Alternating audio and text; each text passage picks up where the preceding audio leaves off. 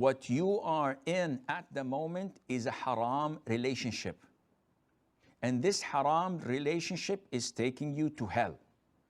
Now, you want to break up with this girl, and she says, if you break up with me, I'll be hurt. I'll see psychiatrists. I may think of committing suicide. So shaitan now is trying to make you feel soft.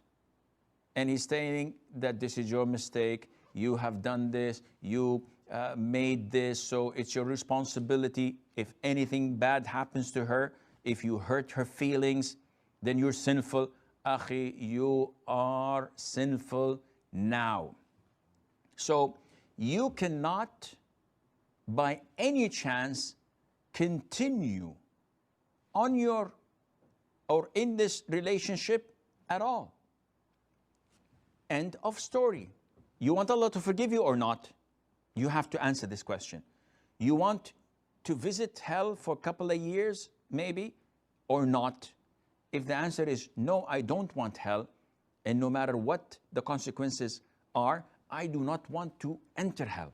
I want Allah to forgive me. In this case, end all types of communication with this girl, full stop.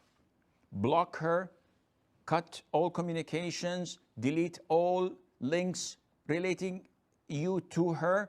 If she commits suicide, she goes to hell. That's her problem, not yours. If you want to compromise your religion and listen to shaitan telling you, okay, let's give it like a couple of weeks, a couple of months, and then we break up, then you are bound to hell, because this is not repentance, and Allah Azza wa Jal does not accept such a repentance where you do not quit on the spot.